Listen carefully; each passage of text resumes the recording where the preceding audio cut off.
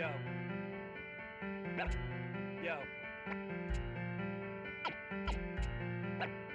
yo. Welcome to the 188th Wing Podcast, where you get all your in-depth information on what's happening in your wing. I'm Airman First Class Miles Chrisman, and I'm here with the 188th Wing nutritionist, Staff Sergeant Zachary Grounds.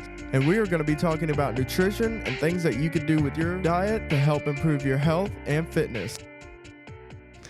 I am Staff Sergeant Grounds, and I am the diet therapist for the 188th Wing. Could you start off with just a few easy baseline tips for nutrition that everybody should really know?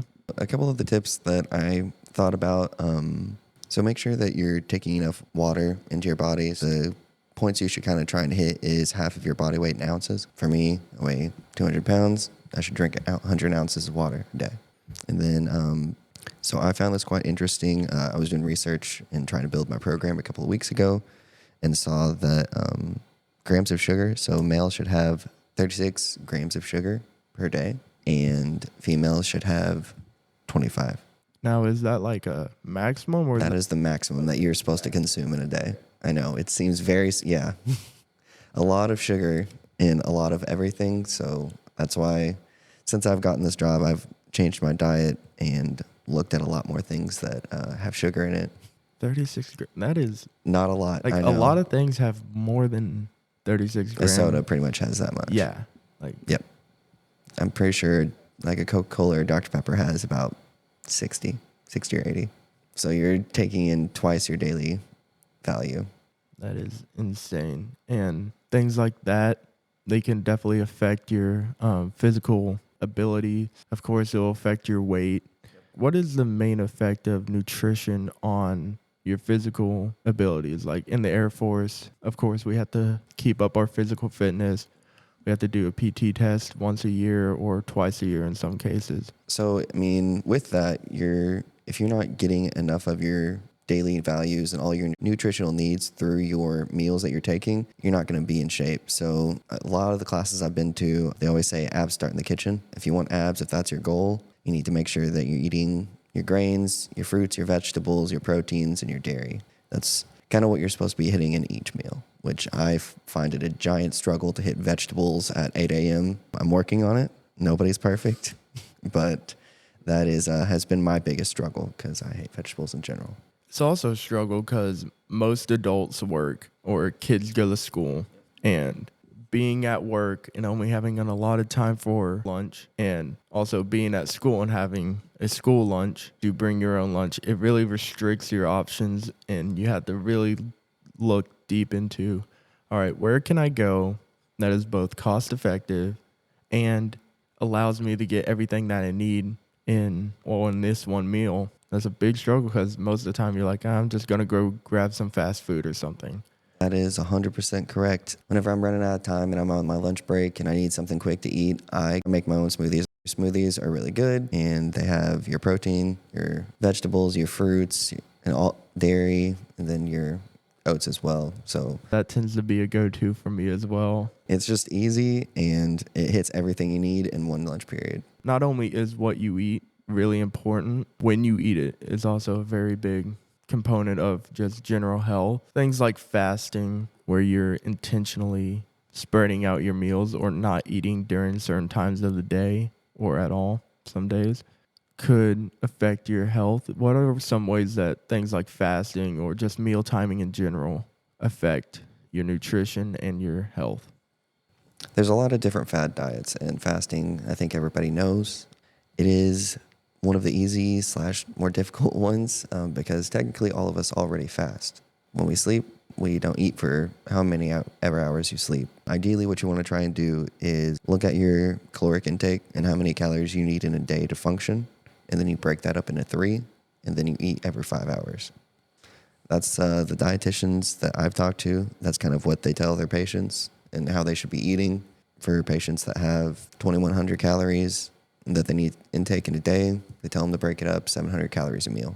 It's not that hard, but I mean, I get that can be difficult at times to, all right, well, I just ate at noon and I'm feeling snacky now, and it's only 2-3 o'clock. As long as you're eating something healthy in that period and you're staying within your range, you're good. but it all depends on everybody's goals. So if you are trying to lose weight, you need to make sure that you're staying between a 200 and 500 calorie deficit with whatever your caloric intake is for the day. If you're trying to gain muscle or anything else that you're trying to do, you need to make sure you're taking in a lot of carbs. So if you're doing a lot of cardio, you need to be taking in carbs to fuel your body while you're running. Well, obviously, nutrition is a big part of physical health. Therefore, it's a big part of being in the military, maintaining your body so you are able to perform your job and duty. And of course, you are the 188th Wing diet therapist. How did you get the opportunity to get that role?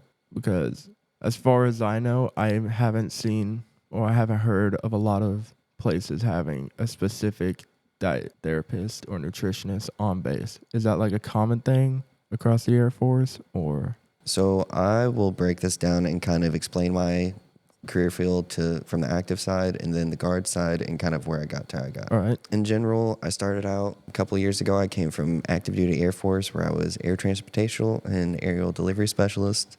I was in for 6 years, went to Germany and went there for 2 years, deployed for 6 months to Kuwait, came back to Germany, and then they told me I was going to Arizona. So I was in Arizona for 4 years where I ended up working in the LRS there. I loved the opportunity there. It was awesome. Very high stress situations, a lot of on your feet thinking, which I love. I don't know why I love stress so much, but it keeps me motivated. After that, I got asked to go over to the 563rd OSS, and I worked for aerial delivery. There, our function was to help support the other rescue units and help their loadmasters train for aerial deliveries. So dropping cargo out of aircraft, I call the drop zone, tell them how well they hit on the point, but it was just all around an awesome experience. Well, after that, I decided I was done with active duty, and I was ready to come home, ready to kind of settle down, decided to join the 188th. I started out in base training with Sergeant Polk and Sergeant Mills, two of the nicest people I've ever met. Sergeant Polk, anybody can say that Sergeant Polk is the nicest person you've ever met. But I loved working with them. Unfortunately, my position went away, so I had to end up finding a new home last May. Spent a couple of months with Sergeant Stanger. Him and I were beating our heads against the wall trying to find me a place to go. And we sat down one day and saw that we had a diet therapy position on base. Neither of us had ever heard it. He's been here for a million years. And he was like, I think this is an awesome position if you want it. I was like, yeah. So I went over to Med Group. They didn't really know what it was either. They had somebody in it, but had never sent them to tech school. That's what I was saying. I'm like, I have never heard of this. I've only been in for 3 years, but I've been connected to the military for a little over a decade. And I have never heard of a military diet therapist. Yeah, it was an interesting position I got put in, and I was just trying to make something out of nothing. I went over to Med Group and started this program, went to tech school, came back, kind of told them what I thought about what I wanted to do. Colonel Thurlby, Lieutenant Colonel Mudge, and then Chief Kennard. They've been the most supportive with this whole program. I've kind of just told them from the beginning, hey, this is what I think about it. This is what I think I can do. Every step of the way, they've always had my back, and I appreciate that so much. And then they allowed me to go to Nellis Air Force Base for a month and a half to get my on-the-job training and also work with health promotion, which is more towards what I want to do. But diet therapy in active duty is not what I do here. So it is very different. Diet therapy in active Air Force, they work at an MTF, medical training facility. They essentially just take care of the patients in the hospital. So they are your cooks in the kitchen that are getting all of the meals prepared for the patients upstairs. So the dietitians come to them, to the diet therapist, and say, hey, this patient has celiac disease. This is what we can't put on their tray. We make their tray from what we made whatever that day and take it up to them. So it's not at all what I do here. So that's why I worked a lot with health promotion while I was there. They were awesome. One of them was actually a dietitian. The other was a physical therapist. They taught classes there that I'm bringing to here. I actually went to a lot of their classes and learned a lot of things, and I just enjoyed my time up there. Moving forward from that, I actually went to Washington, D.C. 2 weeks ago and sat at NGB and talked to the functional manager for my career field. However, I found out that I don't have a functional manager for my career field. Well, I do, but they are not a 4D background. So that means that they are in charge, two of them are in charge of 17 different AFSCs, and none of them are their backgrounds. So I understand their frustrations. Whenever I went to NGB, they talked to me, sat me down, and kind of gave me the idea. But I am now the subject matter expert for their International Guard for diet therapy. So anything that I think of or that the other 15 individuals in the Air National Guard that are diet therapists think of, I run it up the chain and talk to them about it. All the programs I'm starting here, I'm routing them up to NGB, and hopefully we can make this a Air National Guard program across the U.S. You said you're going to bring some of those courses here. Can you give examples of those courses that might be coming up in the future? Yeah, for sure. The first one working on is kind of my big hitter is Best Self 2.0. So it used to be Best Self whenever I was at Nellis, and then about a month ago they came out with the Best Self 2.0 right after I'd updated everything. I had it all ready, was about to push out, and then they came out with 2.0. That's about, everybody knows that's about how it works. Best Self 2.0, it's for members that fail PT tests, and I can help them with their nutritional, physical, sleep, and supplemental needs. So if they have questions or need more information, they can come talk to me about it in a course. This isn't all only for people that fail PT tests, though. So members that just want to have more information on any of those nutrition, physical, sleep, or supplements, they can come to those classes. Before you can have a one-on-one with me, though, I do want members to go to these courses because I might answer the question that they have in that course, and it's just me, so I don't have enough time to have 1,700 one-on-ones. It's unfortunate. I wish I could just sit with everybody. That would be awesome, but I'm working with what I got and going to build as much of a program as I can moving forward. A couple other things I'm working on is the Bod Pod. So everybody's heard of the Bod Pod on base. Everybody asks where it is and what it does and everything. I got trained on it, and I was about to do my first Bod Pod appointment with Chief Manaman, and it went down. And it's been down for about 2 months, and I sent the parts off. That's what we're waiting on right now. So I appreciate Chief's understanding and patience with me. I'm not trying to keep anything or hide any of my programs I'm bringing out. It's just a bad situation, and I'm trying to make it better. So I'm also going to do the odd shift classes. Essentially what that would mean is cater more towards security forces, fire, intel, and ops to help with those odd shifts. So obviously we know we have members that work at midnight here, and obviously it's going to be very difficult for them to get their sleep, work out, and meet their nutritional needs. And this is going to help them at least maybe make the decision to bring a lunch or stuff to make a smoothie.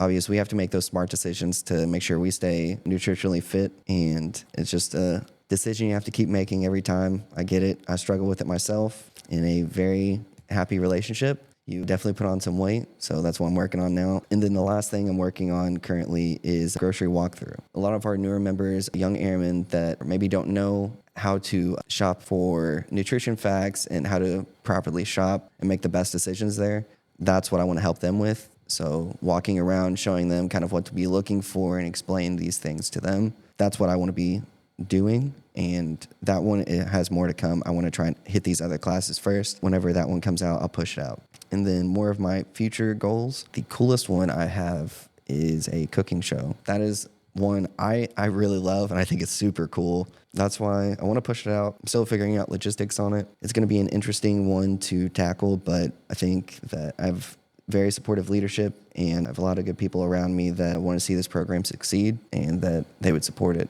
Along with those classes and the potential of that cooking show, which I'm very excited to see if that comes to fruition. But what other services do you offer to the airmen of the 188th Wing on a day-to-day basis? So day-to-day, during the week, I work out here full-time. I'm a health system specialist for Med Group. I talk with leadership whenever I have something that covers diet therapy during the week. They are usually pretty supportive about it. However, I do have to respect that I do have a GS position, that I do have other duties to take care of. So it depends on my schedule. During the week, I don't mind to do one-on-ones. It just depends on my schedule and the individual schedule.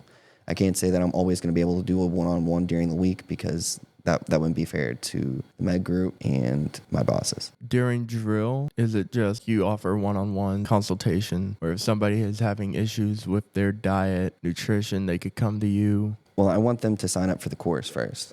How would someone sign up for those courses? I am working on tailoring that and making it a little bit nicer. For the time being, if you want to email me and sign up for those courses, I can kind of give you dates. I know I'm doing a course during June drill for a couple of Med Group members. However, I don't have a date or a time. If you have a member that is wanting to sign up, if they failed the PT test, or if they just want to gather more information, shoot me an email. It's going to be class sizes of 10 for now. So once that fills up, and depending on how much of a need I see, I may do more than one course during drill. It just depends on what I see come from this moving forward. Like I said, maybe 2-3 classes.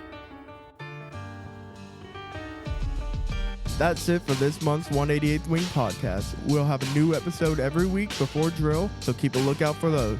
Thank you for listening, and make sure to join us next time.